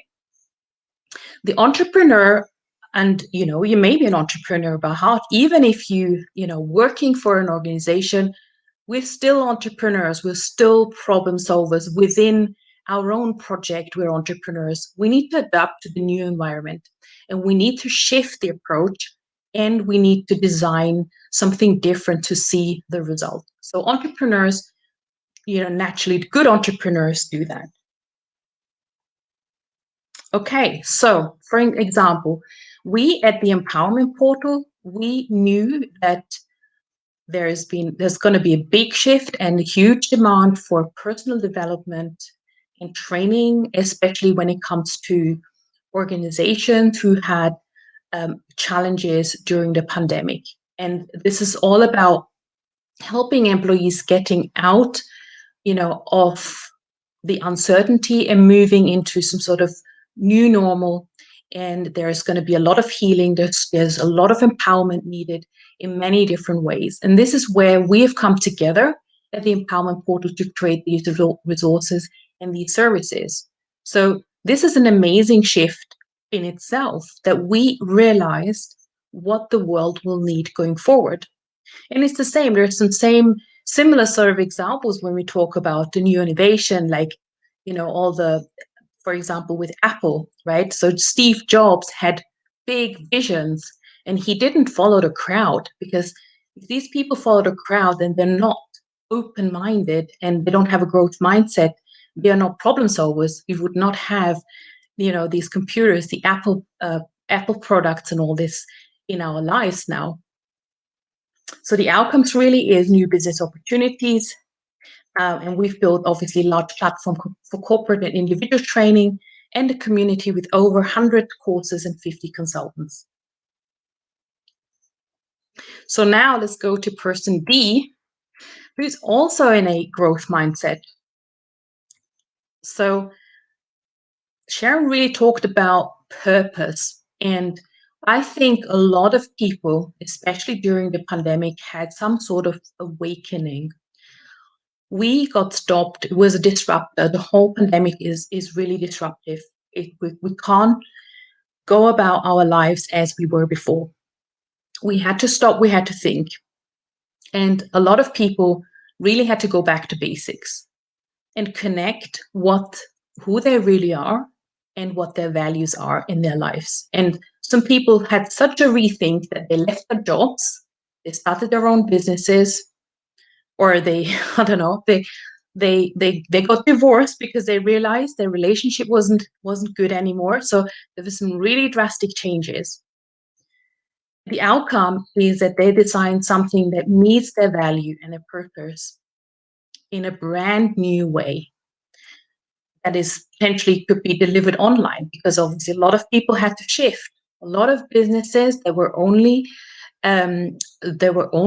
doing business offline had to shift online where possible, right? For them, it was a big shift. And it's something that a lot of people thought we could not do. Like, working from home, using, using technology, having Zoom and Skype meetings, that was unheard of. People usually would travel to the office and be in an office between 9 to 5. And now all of a sudden, there was such a huge shift. And, we could see within days it was actually possible to rethink. Again, this is all about adapting a growth mindset. Cool. So please comment. What's the one thing you have learned in this third section?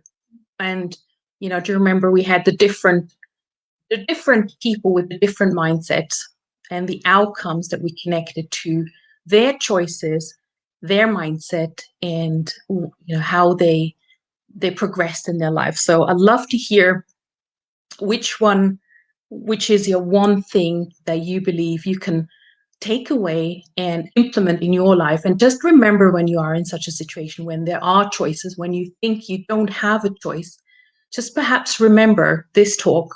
Remember, there are always different choices. If you just open up, if you listen, and if you remember what your purpose is and who you are.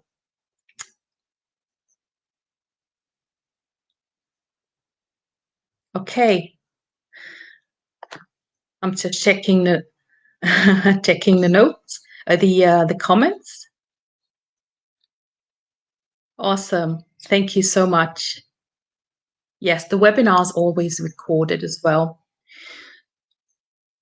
So, last but not least, this is where you can find us, theempowermentportal.com. If you would like to inquire about any individual or organizational membership, we do have a special offer at the moment, which is £1 for the first month membership. You can have almost a free trial, have a look at what sort of resources we have on the inside. As I mentioned before, we have a range of mental wellness, physical wellness, leadership, and career tools, online support, and resources. And if you have any questions, we'll be here and be happy to support you further. So thank you for having us.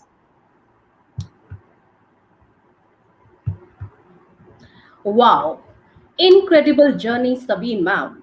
Amazing presentation on person A, B, and C, and pandemic stories of the employees we heard from you. And I must compliment the great coordination between all the three speakers.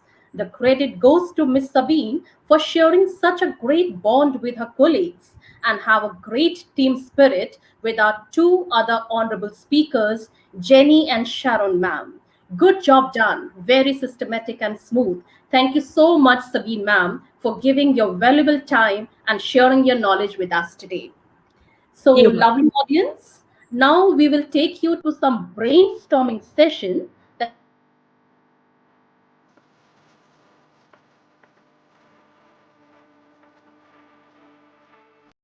question directed to the respective speaker in the chat box. We will read it out, and the luminaries for today's session will be answering them.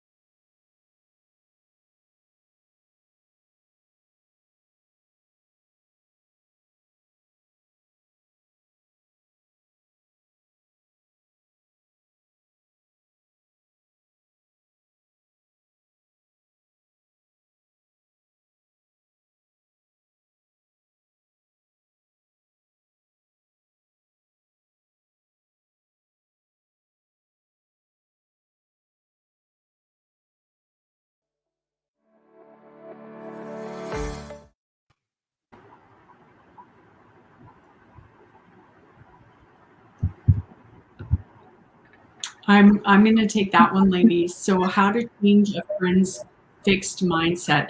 That is an incredible question, and I wish it was an easy answer. The bottom line is people can't change if they don't want to change. So I would encourage, instead of trying to change your friend, show them the light.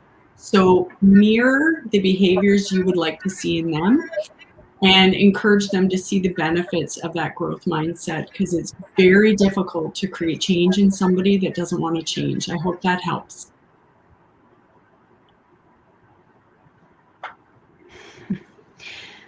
How can I get out of my comfort zone? That's a really interesting question as well. I'll take this one. It's a learning to become curious. Become curious, get out of your own brain and become curious about where others are at and gain insights from others.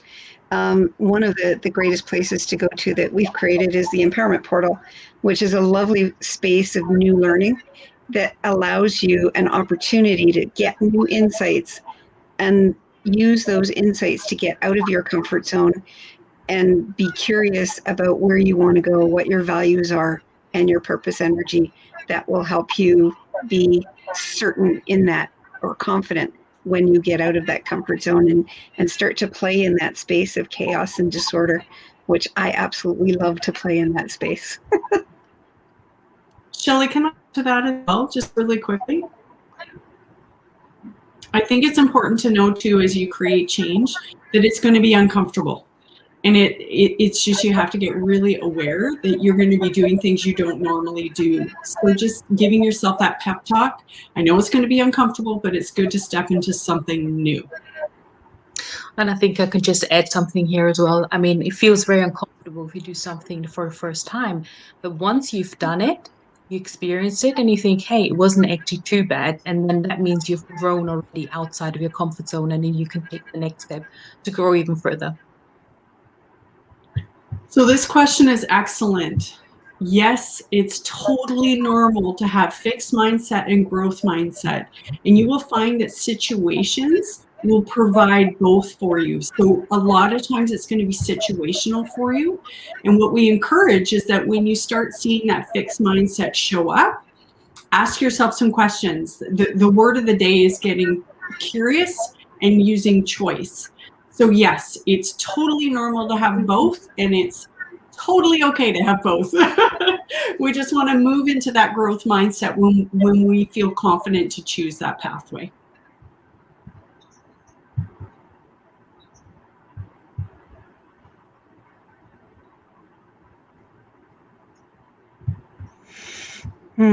That's an interesting question. I don't know that you need to stop anything.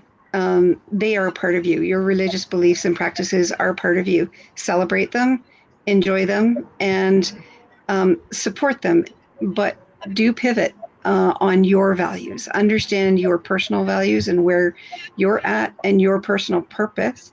That will allow you to pivot in the areas that you need to pivot in your life, while still celebrating who you really are and your experiences. They honor your background. It's how you got to who you are, and who you are is brilliant. So, accept that and get confidence in that from the values that you have and the purpose energy, and that will help you gain what you are really looking to gain in life.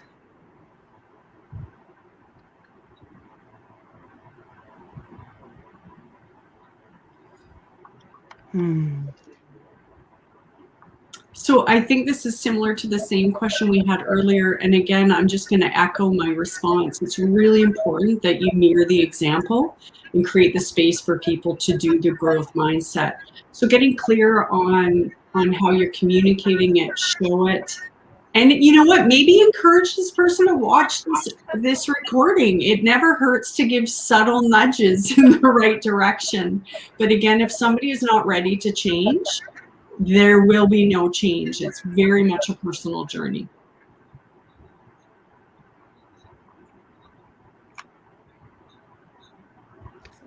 Wow. That's a powerful question. I mean, actually, it's a really interesting question. because at the point in my life when I realized that I had failed at a whole number of different challenges, I literally wanted to die. And then I had that moment and I said, like, okay, what do I choose? Do I choose to live in discomfort? Do I choose to live in a different way? Or do I choose to, spiritually die and just hang on and survive?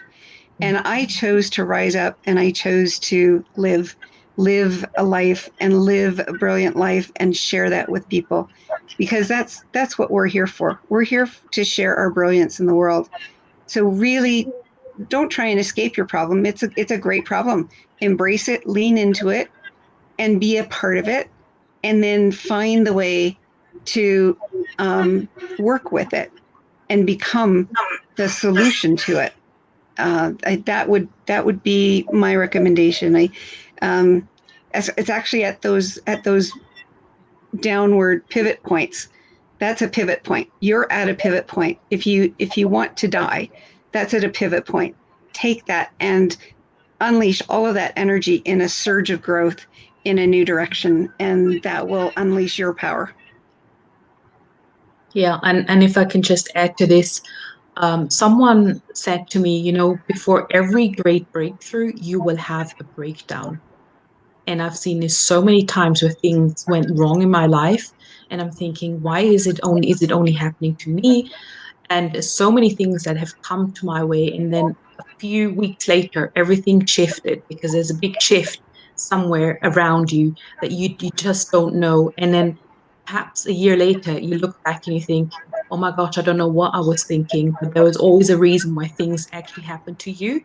And no matter who you believe in, what God you believe in, I think there's a universe, and the universe only will give you what you can actually, what you can actually work with. I mean, there's no challenge given to you greater than what you can actually you can overcome. So believe in that.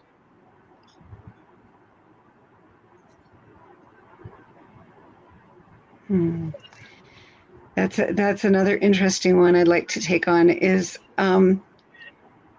you're afraid to tell them because you don't want negative feedback, but maybe turn that around in your head and think about what is the feedback that you could get, that you could learn from, that would actually help you develop your inner thoughts in new ways by sharing them with people.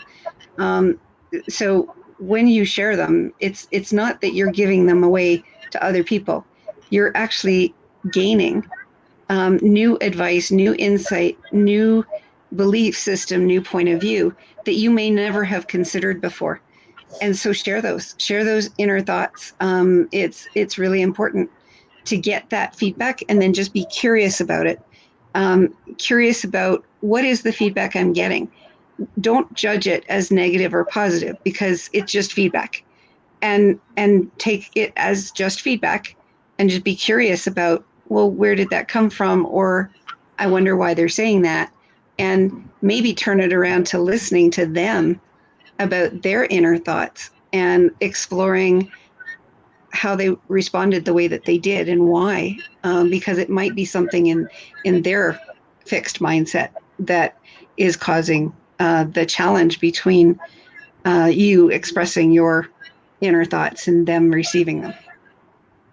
I'd also like to add is be careful on who you allow to fuel your momentum.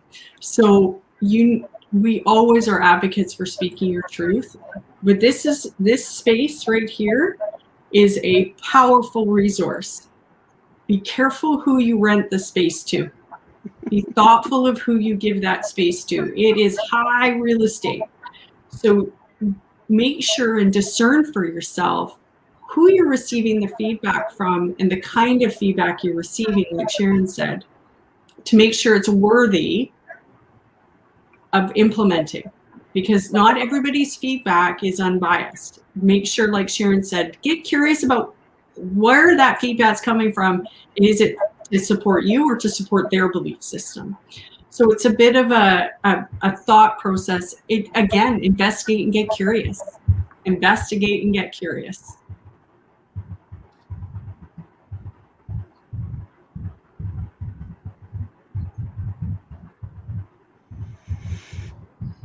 That's, Do you want me to go? Or? Yeah, you go, Jenny. Okay. So every single day when you wake up, I encourage you to think of a positive thought. Because when we think about the pandemic happening to us, it is exceptionally overwhelming. This is a condition in time. This is a space that's happening. So if we can shift and choose to think positively about the things we have control over, or the things that are in our projected life. So for myself, I had a very adverse reaction to the shutdown. That was something that I really struggled with emotionally. And what I realized that it was going to drown me. It was taking me down.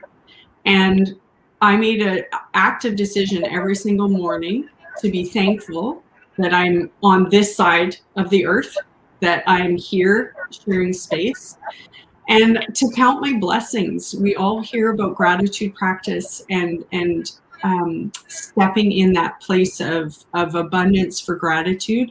I encourage you to shut out the noise, the fear, the noise, and just really dial it in, make it a smaller space, and be grateful for the good things that happen. Honestly, it can be, like I said, just as simple as the fact that you get to breathe air today. It can be that simple.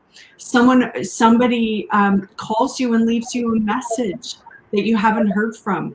You can be grateful about that. It doesn't have to cost money, and it doesn't have to be grand. We're used to gratitude being like being with people and doing those kind of things. We can dial it into those. I am so grateful for today, to being a part of this and this experience, to share with all of you and be with these incredible women. This will fuel me for days. So I encourage you to go beyond the word pandemic and think about the gifts that actually this experience has given us. I would never have met any of you if this hadn't happened. And that is a gift that I am thankful for. So it's not always easy, but I encourage you, again, it's shifting that thought process and being conscious around choice about what you think about.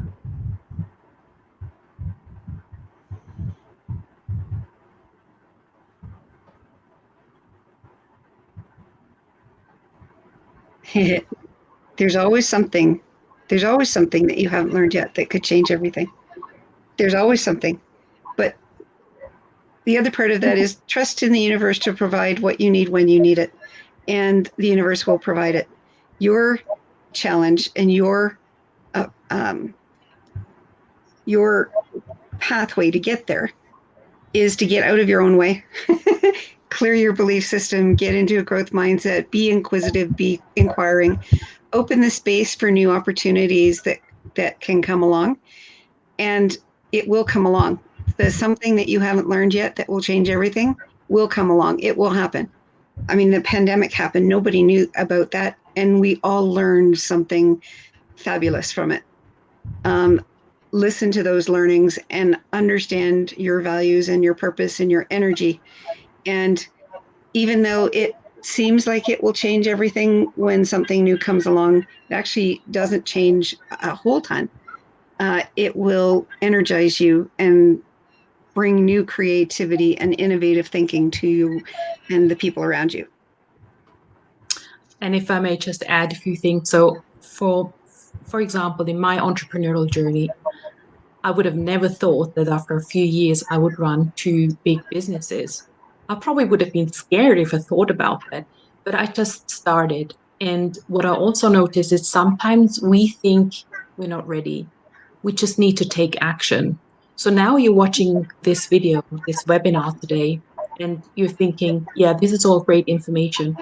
What are you going to do? So we need to stop and take action and not just learn. It's about go and implement. And sometimes it feels like we're walking in like fog, right? So we take one step and then we see what the next step will be. that's really what life is all about. We don't see the full track, the whole road in front of us all the time, and that's okay. I think we just need to take one step at a time. I mean, that's the magic sauce. And we learn as we grow. And then it's like, oh, now I need to learn this. But had I, like a few years ago, I would have not known what I really needed to learn until I am at the stage where it's like, right, I'm missing this now. How am I going to go and do this? And then you learn that. Learn just in time, basically, when you need it. I'd love to tackle this one if you ladies wouldn't mind. So how can we overcome helplessness? I can speak from my own personal experience. This again is going to be a journey for everyone, but I felt pretty helpless when I thought when I was attached to a heart machine. And I realized in that moment that I had to take action. And if I have learned anything in my personal experience when working with my clients, action is the key to empowerment. It doesn't matter what action you take, you've got to take action. So whatever that looks like for you, whatever situation you're sitting in, find one thing, no matter how small it is. It could be take 1 minute of your time, but move into a different direction and take action, because that puts you back into the driver's seat. And helplessness is a feeling of loss of control for many of us. So if you can pull that resource back in and take action, it really is going to put you in a place of strength. So I encourage you to look at your situation. What's one thing you could do to start changing the direction of that?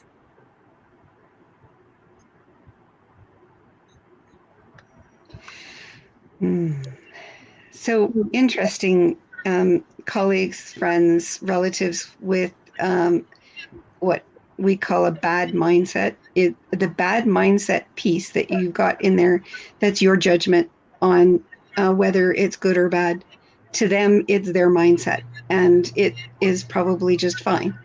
But if you are interested in having that journey of discovery with them, be curious, ask them what's going on. What's happening that you're doing this, or in what way are you seeing things that I'm not seeing, things that is causing a challenge in your life.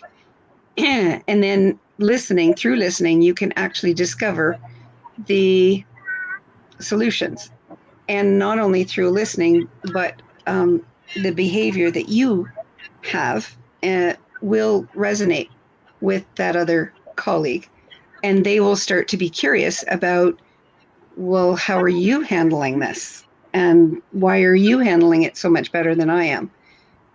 Is look at the results, not the mindset, and understand and love them for who they are, because their mindset is their mindset, and that it's not bad or good. It just is.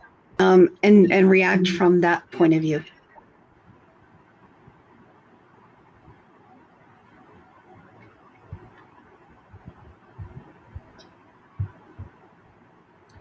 Power-packed question answer session indeed. Well answered by our three luminaries. Thank you so much, our honorable guest speakers.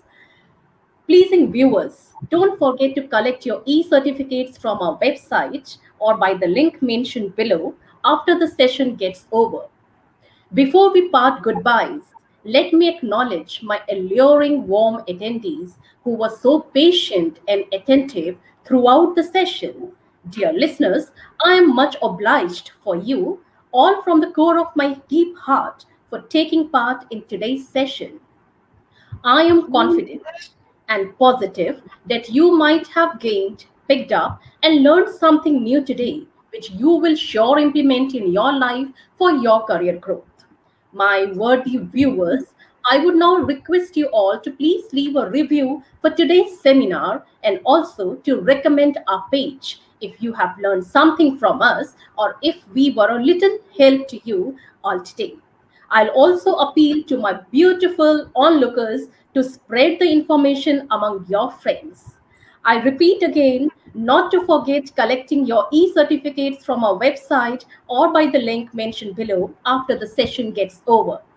We hope to see you all again in the next upcoming webinar.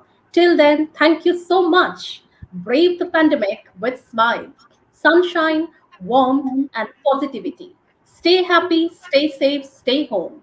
I, your host, Shelly Best, sign out. Bye bye.